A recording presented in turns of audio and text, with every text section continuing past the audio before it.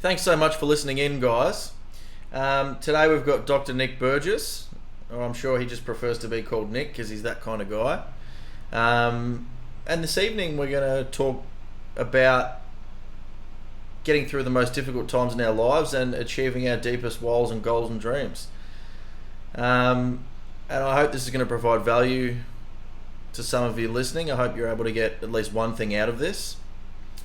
Thanks for joining us, Nick. No, it's my pleasure. Thanks, Dan. So, Nick, I know a bit about you, but for viewers who are watching, can you tell them who you are, where you come from, and something about yourself? Mm-hmm. Yeah, so as you said, my name's Nick Burgess. I'm a doctor. I work at a major metropolitan hospital in Melbourne. I suppose just a bit about myself. From a fairly working class background. First one in my family to go to university. I did my undergrad with yourself, as you'll be aware, and then went on and did a postgraduate studies in medicine. Before that, fairly, I suppose say, not humble backgrounds, but a bit of work and proud to be where I am today. And just for those that are watching, so what part of Melbourne are you from? Do you live, like, where you're originally from? Are you a city boy? Are you from the outer east, probably on the edge of what you consider suburbia. So out towards Lilydale, just where things start to become sort of semi-regional. Did you go to a private school or a public school? No, I went to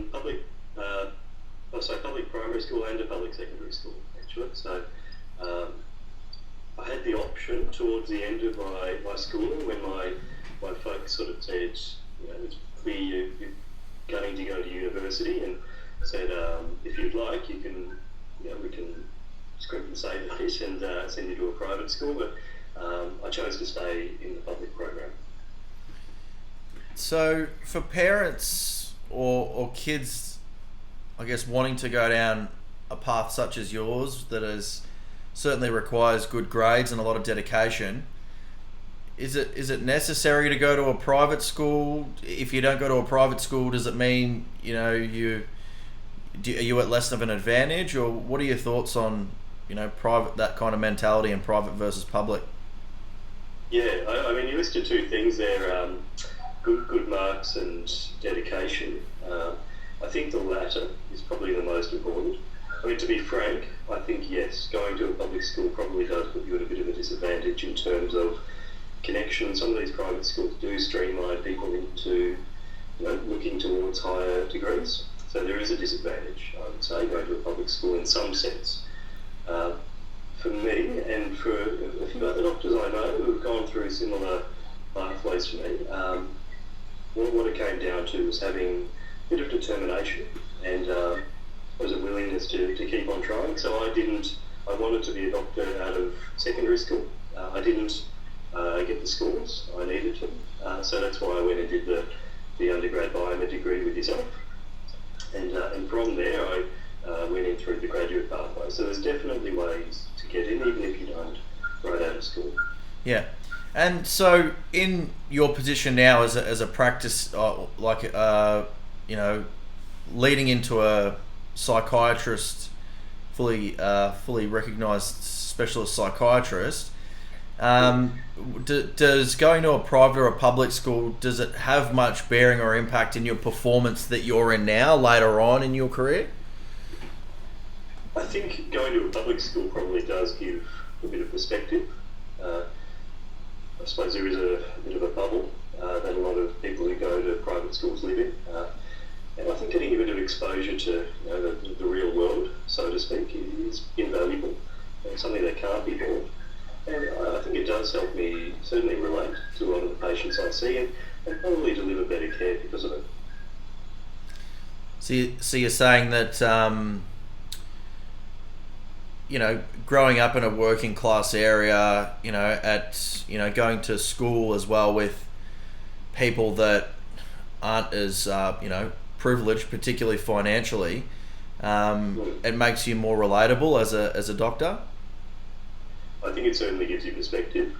And I think a lot of how relatable you are comes down to the individual, who you are as a person. Yeah. Uh, but getting that exposure, certainly understanding how some people live, how they grow up, it definitely is an advantage. Yeah. It does help you relate and understand. Nick, who would you say is one of the most influential people in your life, and can you tell us why? Yeah, so I'd say my grandfather, my dad's dad. Yeah, you've spoken about him before. We've spent some time together previously, and you have spoken about him. Continue. Sorry. Yeah, no, that's all right. So he's a farmer, a market gardener, so growing vegetables. And I think the thing about my pa that I respected the most, it wasn't that, he was, the highest achiever or set out to change the world, but he had probably one of the strongest work ethics that I've ever come across. And not only that, but an integrity as well in the way that he conducts himself. And there was nothing you could ask him that would be too big a favour. He would always go out of his way to help. And essentially, without going into too much of a backstory, basically built himself up from nothing. Started a farm, lost everything through essentially generosity and trust, and was taken advantage of. And rather than letting it defeat him, built it all back up again, and went on to be a real cornerstone of the family. And, he's a man who I've got immense respect and love for. Nick, do you use social media? And if so, what platforms are you using? I've got a Facebook and I have an Instagram, but as to how, I wouldn't say I'm an avid user. No, I use them more to keep in touch and just to sort of keep abreast of what's going on, but I don't use them much. So when you say keeping abreast of what's going on, do you mean in the news? No, so more like if someone's having a party or getting a sense of what's going on in my friends' lives. Probably a little bit one-sided. I don't tend to share very much about my own on social media, but I do like to know if friends have a kid or if there's a housewarming or a birthday coming up. It's always nice. Nick, what are some of your biggest struggles in life? My biggest struggles in life. It's a good question. I mentioned earlier on that I don't come from the wealthiest family or have, I suppose, the biggest advantages in where I went to school or anything. But I think for myself, most of the challenges I had were internal. Were more things like self-doubt and anxiety, and really questioning myself a lot of the time. And I'd say that those things, the internal battles, were a bigger challenge than anything that life threw at me, so to speak. It was more within myself. Yeah. And was there anything that happened to you when you were young that gave you that, those fleeting thoughts, which we all get, we all get those negative thoughts running through our head. I think that's only human. But is there anything particular, was there an experience that happened when you were growing up that gave you elements of self-doubt? Were there some particular moments or experiences or events that happened in your life that gave you that kind of internal conflict?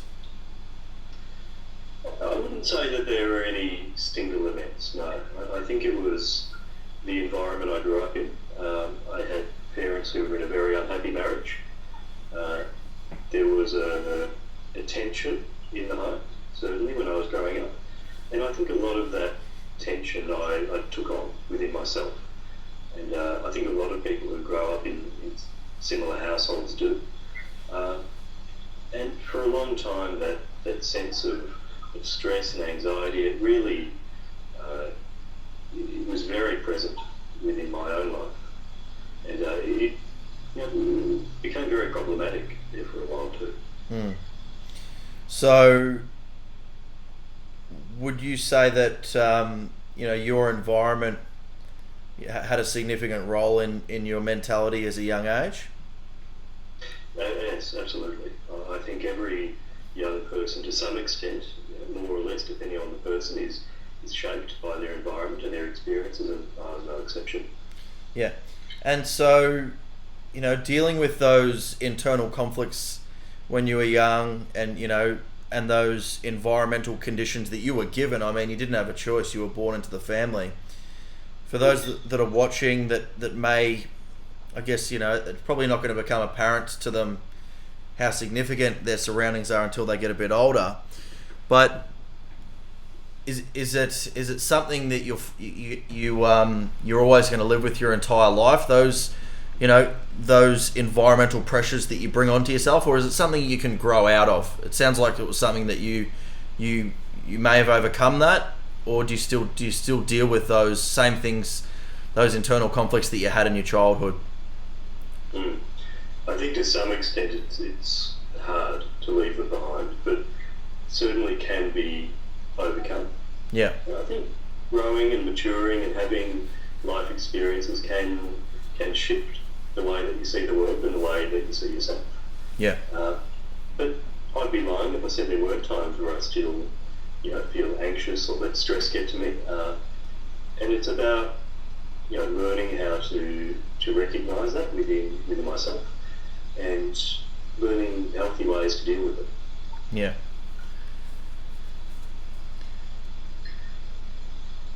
How do you deal with tough times and adversities? Is there a time in your life where you've had a really tough time or adversity that you can think of that you overcame, or if so, like, what are some ways that you deal with or have dealt with difficult times? Yeah, and I guess everyone deals with things differently. For myself, I value space and time, and when I feel like things are getting on top of me, when I'm too stressed with work or whatever it may be, just having a bit of time to decompress, to pause and breathe, I find invaluable. I find when I am stressed, when I am, finding that things are getting out of hand, that if I keep on going, that's when I'm more likely to burn out. And so just being able to recognise when I'm heading down that track and just to put the brakes on a bit, spend some time with friends or family or my partner, I find very helpful. And that's just my way of managing some of those things. Even though you're still only young, Nick, what would you say is your greatest accomplishment so far? Well, I'm feeling older, turning 30 this year, but my greatest accomplishment, I don't know if it's any one thing. I think that becoming a doctor is certainly something that I'm proud of, and I think the most fulfilling part of that is having been able to have a significant impact on people's lives, especially in psychiatry. You're in a pretty privileged position, and I'm quite aware of that. But there are people whose lives have been improved through my help, and that's probably the most satisfying thing that I've had in my life. What about the money? Does helps? Yeah. I won't lie, it's not. But it's not everything, and I'm not sure.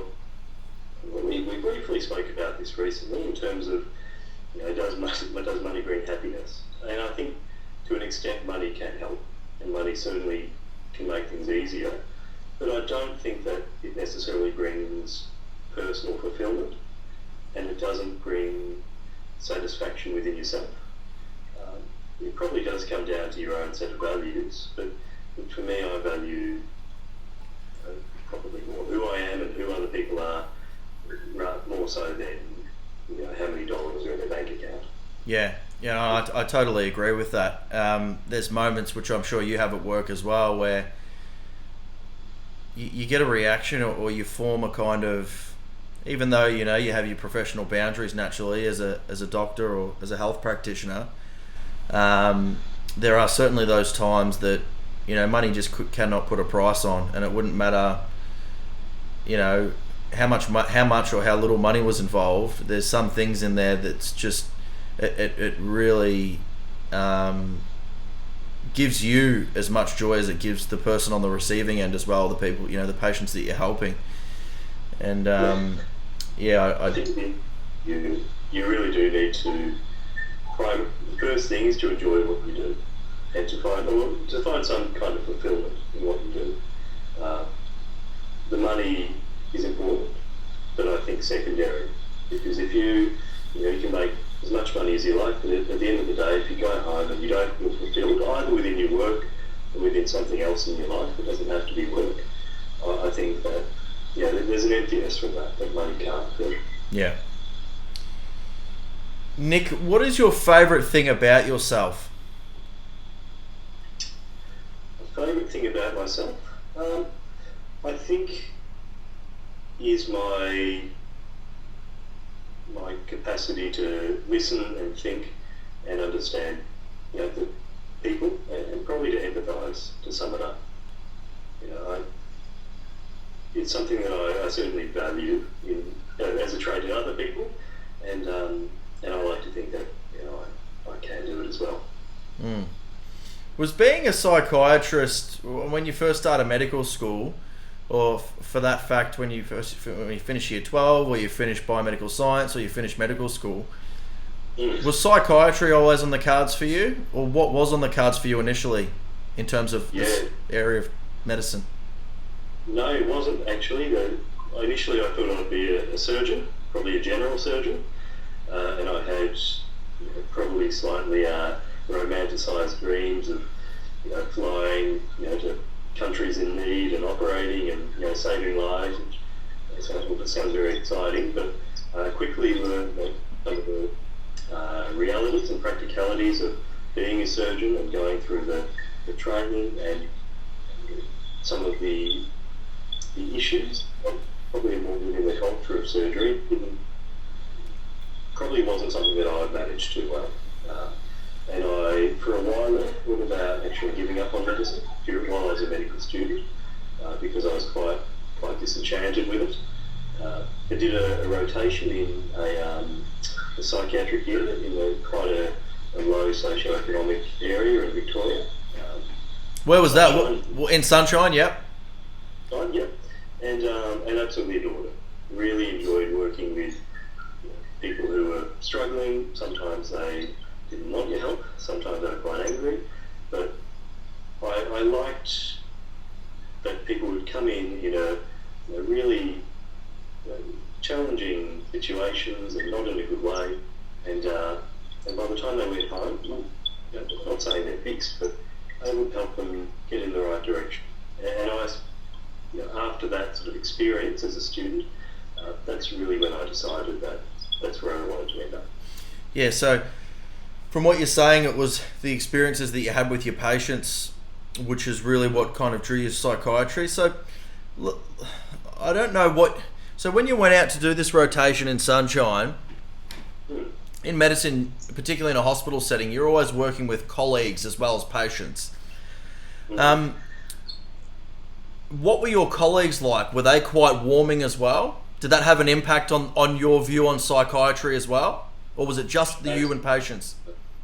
No, absolutely. And that's a big reason why I think I didn't end up in surgery, is because some of the personalities there didn't endear themselves to me. But psychiatry... No, it's a nice way to put it, endear themselves. That's funny. Yeah. So diplomatic. I love it. Yeah. I'm just mindful as we get posted online, mate. Psychiatry I found in general, and there's always some who are better or worse, but some of the most genuinely lovely, warm, caring people. And I really found that their encouragement and their nurturing, both of patients and of myself, was probably instrumental in me going down this pathway. Yeah. So, for the people that are listening, and what Nick hasn't mentioned is that can you tell them about where you used to work while you're at it was high school or uni? Can you tell them where you used to work? I had a couple of jobs. Started off in a butcher shop. Yep. But I think Bunnings, is that right? Yeah. Yep. Yeah. So can you Yep. That was my way of getting through uni, and I didn't work there in high school, it was just in uni. To get a bit of money just to get some food and rent, that sort of thing. I did get some rent assist from the government, like New Start, but having the job on the side sort of, I needed it, otherwise I wouldn't have been able to get through. Yeah. And so if you went for that job at the butcher, let me first ask you a question. Your first job as a butcher, or when you were working at Bunnings, what were the people like there like? Your colleagues I'm talking about. Oh, they were really nice. The butcher shop was very blokey, as you may expect. Bunnings was a bit of a mix. You had people who worked in the garden section and more women around, certainly in the butcher shop. But they were all nice people. Just the kind of people that I knew growing up, and ex-tradies, and people who were generally quite authentic and genuine. And I really liked that workplace. So for the people that might be listening in right now, let's say they've chosen a career. Okay, they've left high school, or they've got a part-time job while they're at high school, and they've got an idea. They've got a preconception about a particular job. They've got an idea of what they think it could be like, and they get to the job and they're not working with, as you say, people that endear to them, people that they don't people that don't really rub them up the right way. Should they quit that job completely, or should they go to a different workplace, or should they just stick it out and get used to it? What would your advice be? Well, I think the first thing you need to consider is, can you actually afford to quit the job? Because, even though you don't like the people you work with, you need food on the table. So if it's not practical, then my advice would be to try and stick it out while considering what your other options may be, because it's no good just throwing in the towel too early and stuffing yourself. There are options. Sometimes difficulties that you have with colleagues can be worked out, and I've certainly butted heads with people, and then later on you work out how to work with them and can repair relationships. Sometimes things are irreparable and you can't get along with people, or you really don't like what you're doing, then that's probably when it's time to start thinking about what are the other options. Can you move to another area within the same job? Is it just the workplace and the people you're working with, and would you enjoy the job but in a different area? Or are you finding that the actual work itself is something that you're not enjoying, that is draining you, that you're suffering because of? And then maybe you need to consider looking at going down another pathway, which is what happened to me with surgery. It was the whole package I just didn't enjoy. Yeah. And I needed to evaluate. For young people that, let's say they start a job and then they don't like the people that they work with, so let's say that they stop working, let's say they go to 2 or 3 jobs and they don't like who they work with there. What would your advice to be to them as to what to do? I'm going to really sound like a psychiatrist here, and I think if you're finding that wherever you go you're running into the same issue, which is that you're not getting on with people, then I would seriously have a think about why that is and what's going on in your own life that may be impacting your relationships with other people. If you're finding that you're really angry all the time, whether you're really sensitive to people, feeling like people are letting you down or being judged, often those reactions can really come down to more about what's going on within ourselves rather than the other person. And not always the case, but sometimes a bit of soul searching and getting an external perspective, whether it's with mates or family, or whether you do want to speak to someone externally, can sometimes be helpful in just figuring out why you're running into these problems over and over again. And having a mentor or someone that you can respect and who can offer a bit of judgment, or not judgment, guidance rather, you don't want judgment, can be very helpful. Yeah.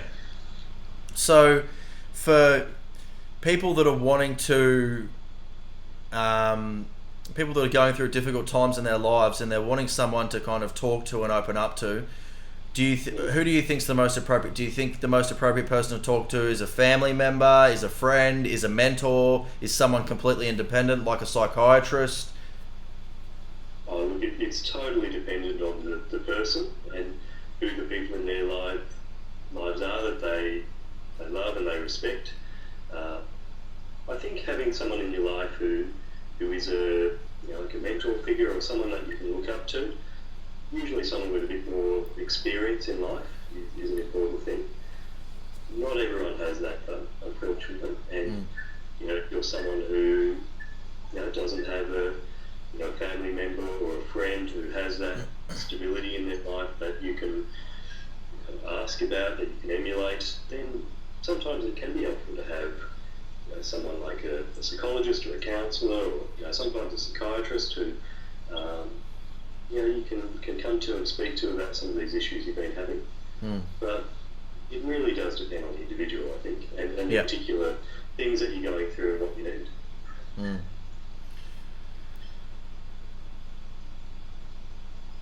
What is something, Nick, you're certain you'll never experience in your life, and why?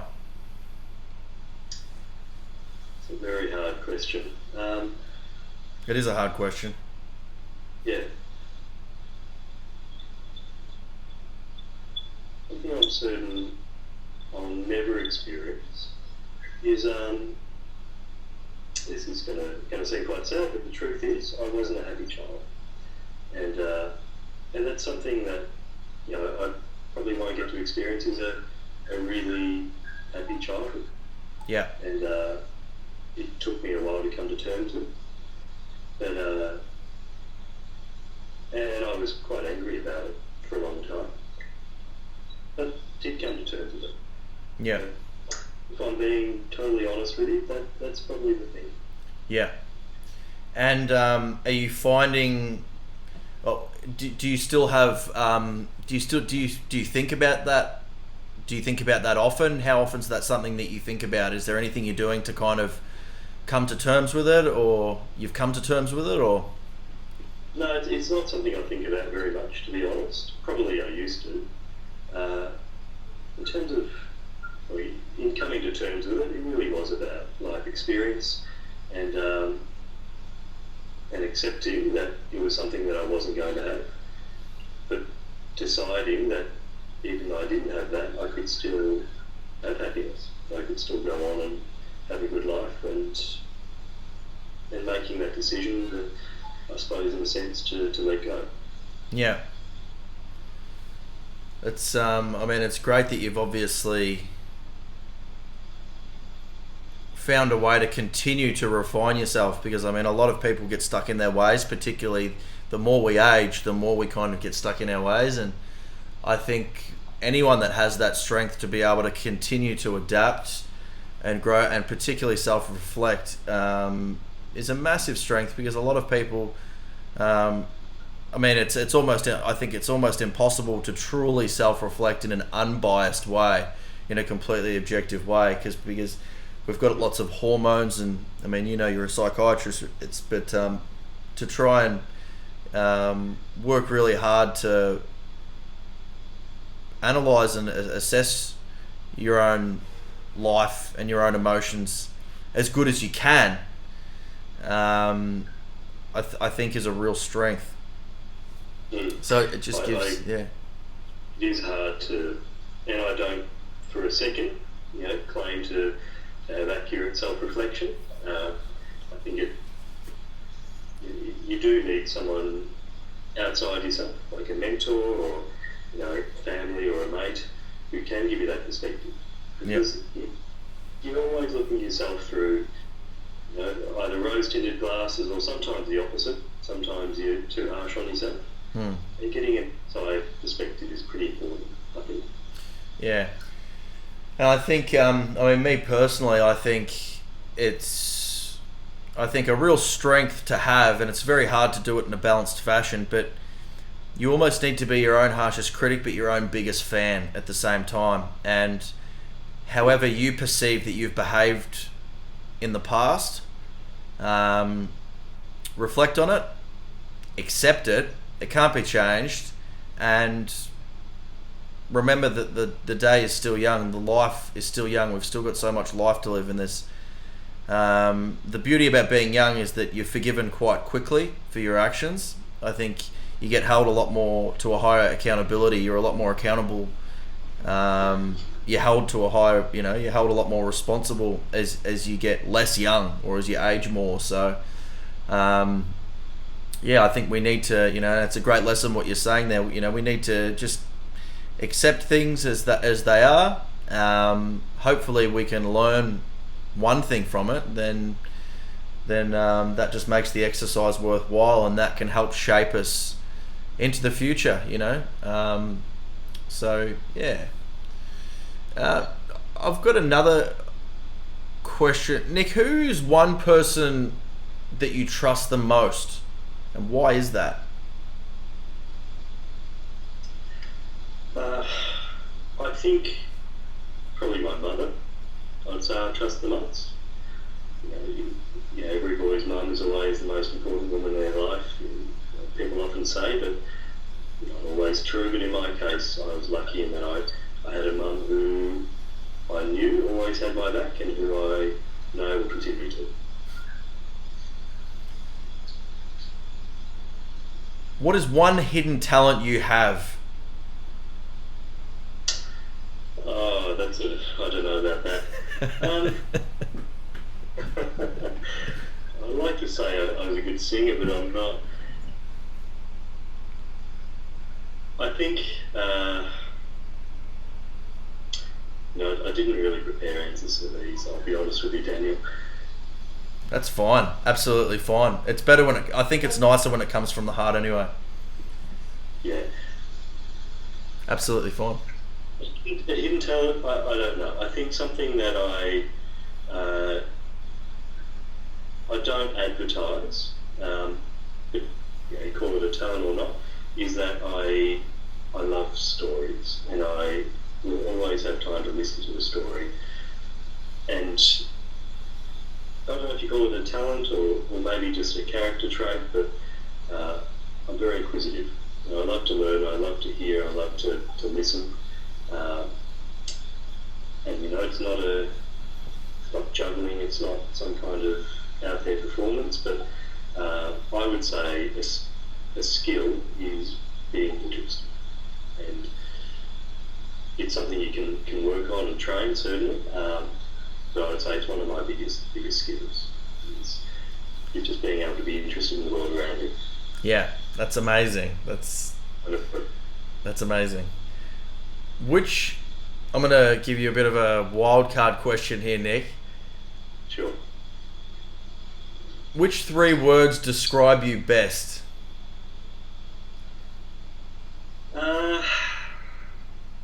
Which 3 words? That is a wild card. I'd say empathic would be one. Patient. And stubborn, if I'm being honest. And stubborn. Well, the first 2 are perfect for a psychiatrist. Well, the third one less so, but if I'm being honest, I'm a stubborn bastard sometimes. Yeah.